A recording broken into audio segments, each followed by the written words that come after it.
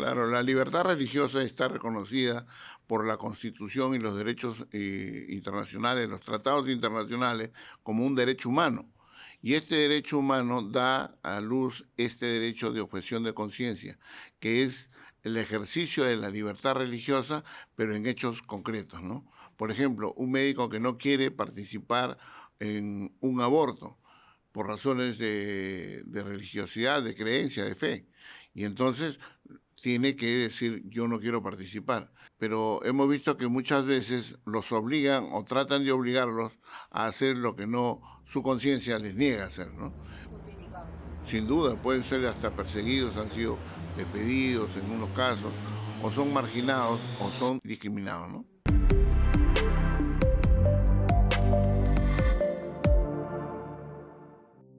Hola, ¿qué tal amigos? Bienvenidos nuevamente a Voz Pública por Ver TV. Voz Pública, la voz que usted debe escuchar. Estamos aquí bien acompañados con Reinaldo Aragón. ¿Cómo estás, Reinaldo? Muy bien, Janet. Estamos contentos de estar nuevamente con ustedes y queremos pues invitar a que compartan esta transmisión. Hoy vamos a tocar un tema que es de primera importancia y la gente no lo entiende mucho, Janet, el tema de la objeción de conciencia, Tiene que ver con la libertad de conciencia, la libertad de pensamiento. la libertad de expresión. Bien. Inclusive hay una película que no sé si ganó el Oscar, ahorita no lo recuerdo, pero estuvo entre las primeras y es sobre este muchacho del ejército norteamericano que era adventista. Y entonces él no es que era un pacifista, sino que él no quería agarrar un arma, pero quería el último, sí, el último sobreviviente, ¿no? Y entonces él fue un objetor de conciencia y el ejército de los Estados Unidos y el presidente de los Estados Unidos tuvo que admitir que podía haber esa, digamos, esta objeción para negarse a hacer cosas, lo que no le quitaba valentía, coraje, heroísmo y amor a la patria. Por lo tanto, nosotros necesitamos entonces conocer bien, porque ahorita es un tema de actualidad, porque se ha puesto en el Congreso el congresista Alejandro Muñante y en la Comisión de Constitución y que tiene que ver con todo esto. Vamos a ver de qué se trata. Y para esto tenemos nuestro invitado. Así es, estamos con el doctor José Uchuya. ¿Cómo está, doctor Uchuya? Bienvenido nuevamente a los públicos. Un gusto de estar aquí. Bueno, el gusto es para mí, Janet y Reinaldo, nuevamente estar en tu programa. Muchas gracias por la invitación.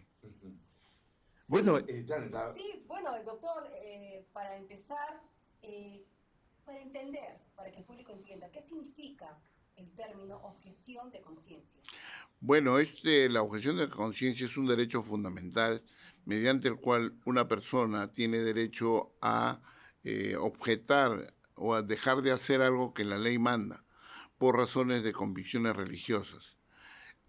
Justamente el congresista Alejandro Muñante ha presentado un proyecto de ley a fin de desarrollar el artículo cuarto de la ley de libertad religiosa existente, haciendo algunos importantes aportes a fin de que toda persona pueda tener acceso a este derecho.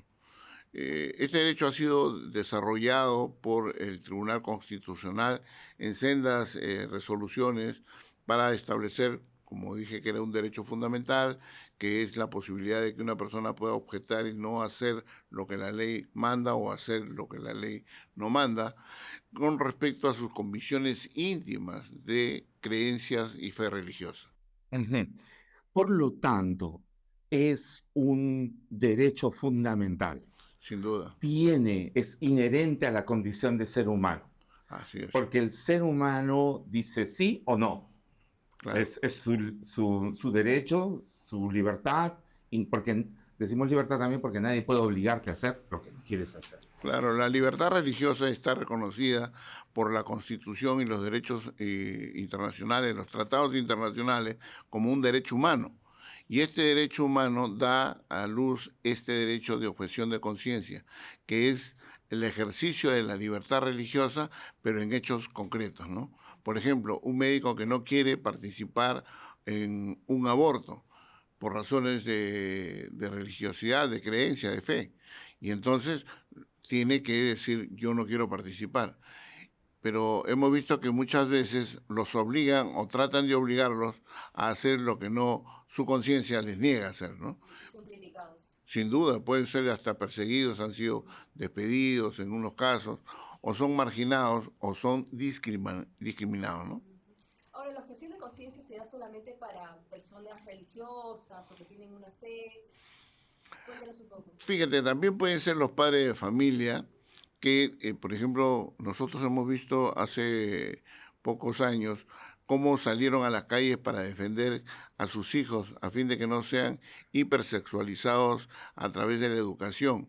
Y entonces marcharon contra el currículum educativo que lo que quería hacer era hipersexualizar a los niños y entonces los padres salieron a objetar.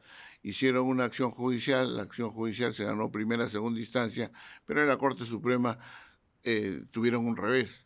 Si hubiese existido el desarrollo de este derecho de conciencia, entonces los padres no mandarían a sus hijos para que sigan estos cursos, ¿no? Pero ya hay, digamos, ya se practica la objeción de conciencia o la objeción religiosa, por decir de alguna forma, cuando los alumnos que pertenecen a otra confesión de fe, pues deciden no, por los padres, por supuesto, con los padres, deciden no asistir a determinadas clases de religión. Sin duda, eso es una práctica que se viene dando en el país y que tiene el amparo constitucional. Lo que se pretende es que con esta ley se desarrolle mucho más estos derechos y sean mucho más extensos en diversas actividades, para los periodistas, para los médicos, para los jueces.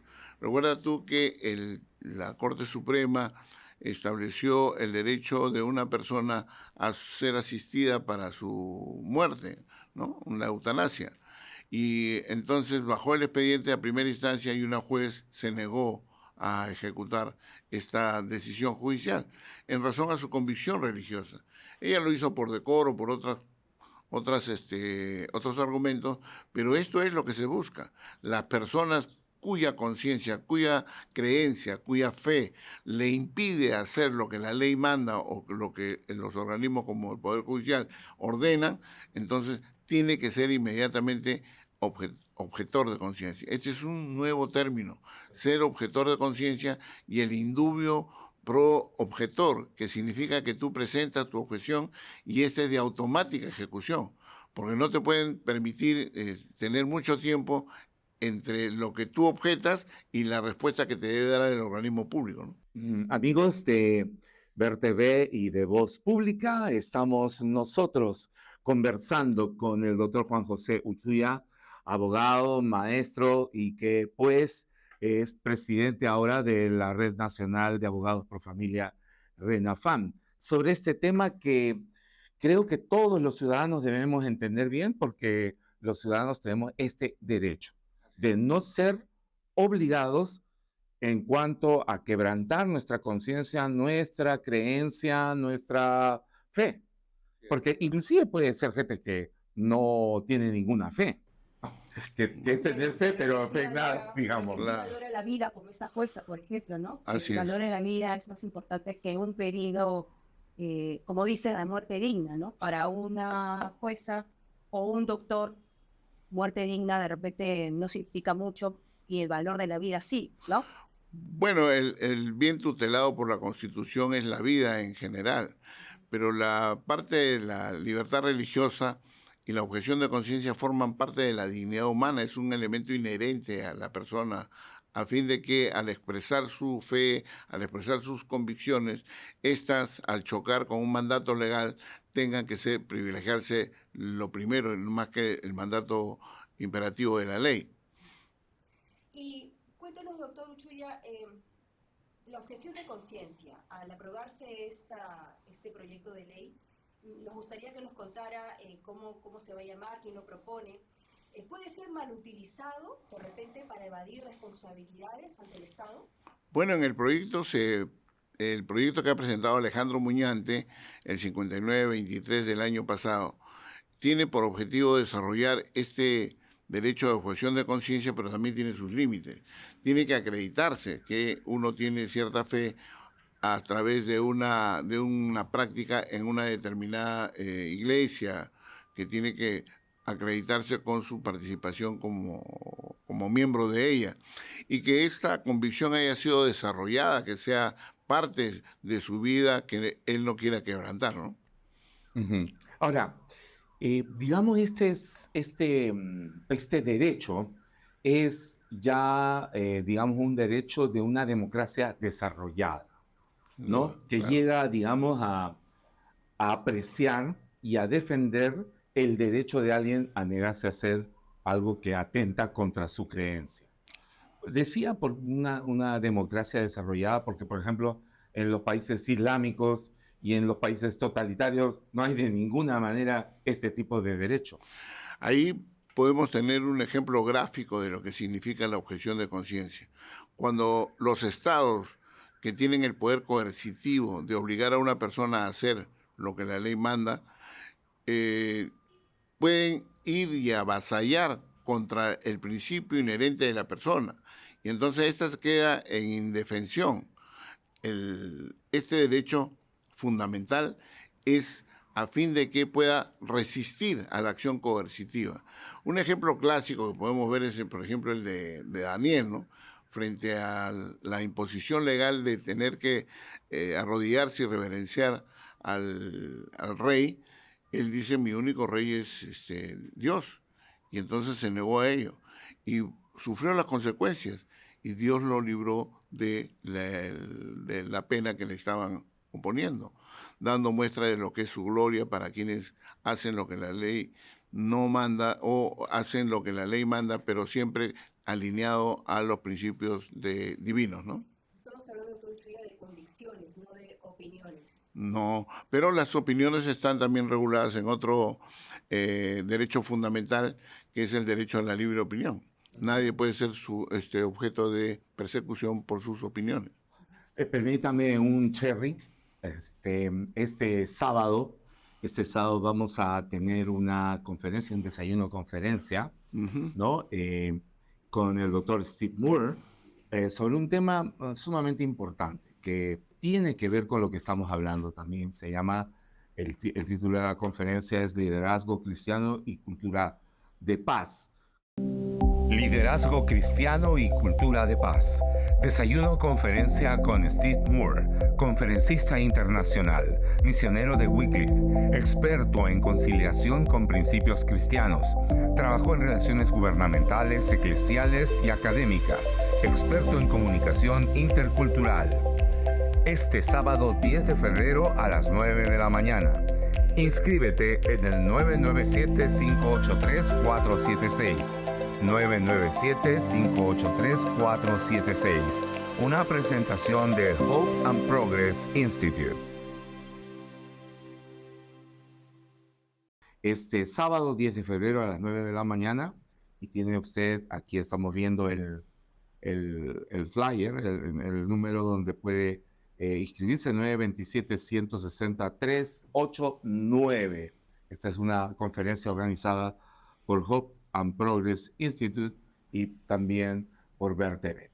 Bien, seguimos entonces. Digamos, ¿cuál es la corriente internacional en cuanto a la objeción de conciencia? Bueno, como te decía, la libertad religiosa es un derecho humano cuya obligación de respetar es de todos los estados que han suscrito los tratados internacionales. Y el derecho internacional, los tribunales constitucionales del mundo han ido recogiendo el desarrollo de este derecho humano y han llegado también a este derecho fundamental, que es la objeción de conciencia. Por ejemplo, uno de los países que ha implementado la ideología de género a su máxima expresión es España. No obstante lo cual, su Tribunal Constitucional ha señalado que todo ciudadano tiene derecho a objetar, a oponerse a acciones que el Estado establezca, siempre y cuando estén ligados al principio de la vida o al final de la vida. Quiere decir, protege al concebido y protege la muerte natural, no la provocada ni la deseada por moda o por lo que fuere, ¿no? ¿Y cuál es la posición del Tribunal Constitucional peruano sobre este tema?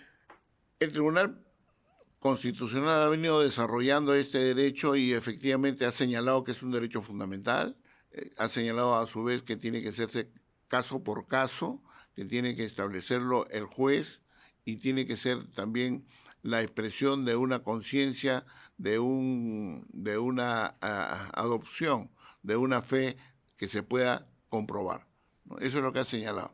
Pero nosotros estamos también señalando en este aporte por la objeción de conciencia que los objetores no sean objeto de registro, porque esto permitiría. Eso es muy importante porque, por ejemplo, algunos pueden exigir que los objetores de conciencia se tienen que inscribirse en un padrón, pero Así eso es es. ya violentar un derecho. Por supuesto, porque además te permite que sean factibles de discriminación.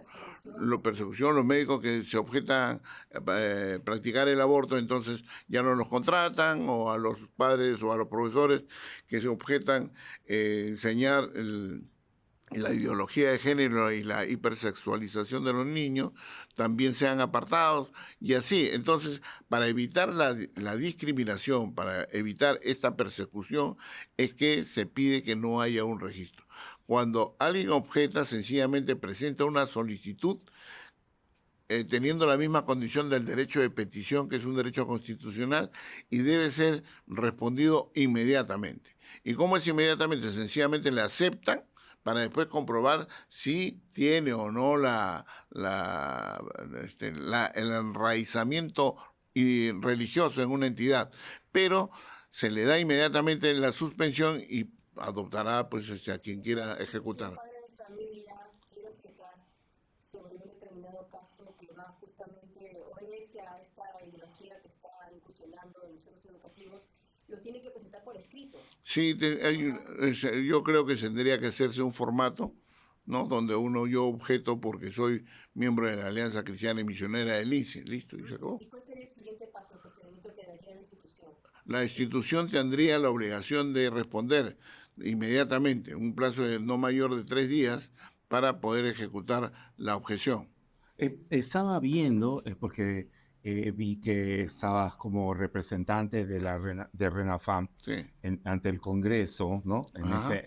Y escuché y vi que no solamente pues entidades religiosas defendían esta objeción de conciencia, sino también el Colegio de Médicos y el Minedu estaba como a favor de poder objetar algunas cosas que pueden ser una imposición. Sí, yo creo que algunas instituciones gremiales han entendido que la persona humana es el centro, es el objetivo de tutela jurisdiccional y constitucional, de suerte tal que los derechos los afecta a cada uno de sus miembros.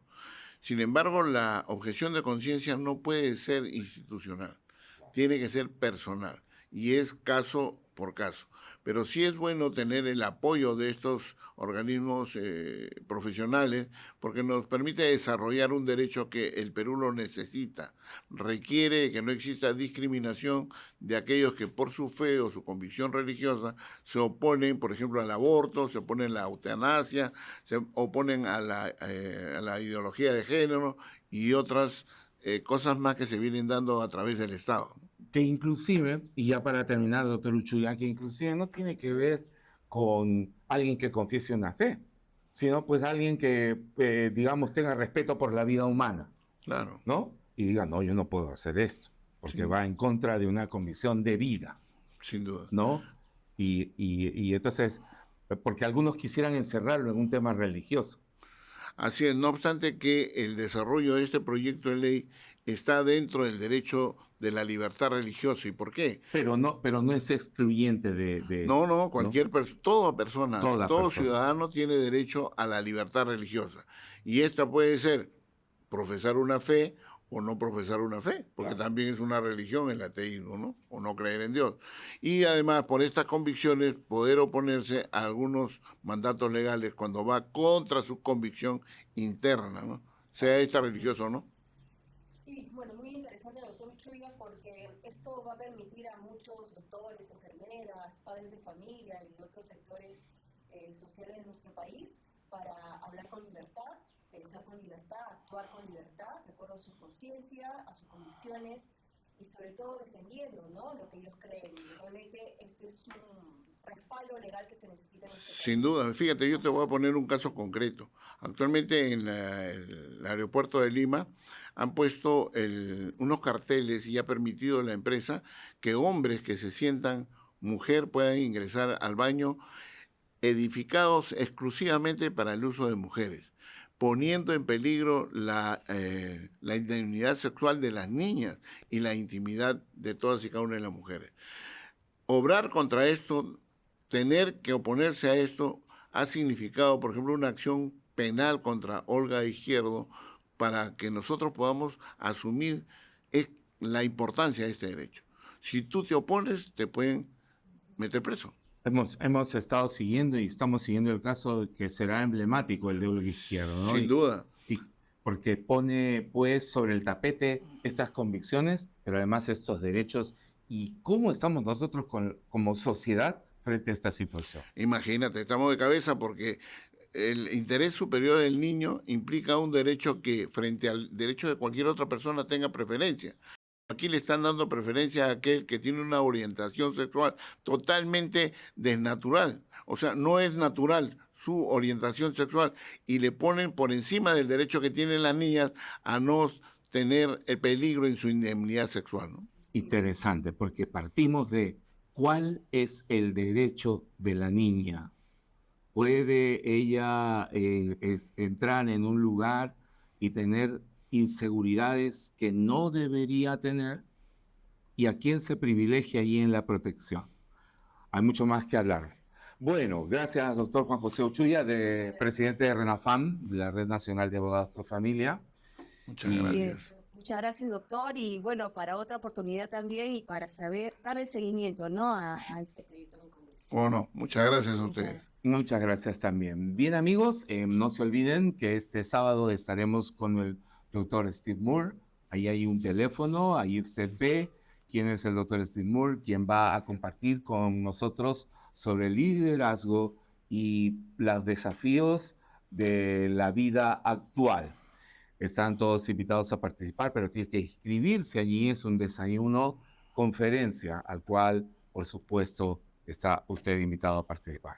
Bien, Janet, llegamos al final del programa. Llegamos al final del programa y volveremos para un siguiente programa. Hasta la próxima.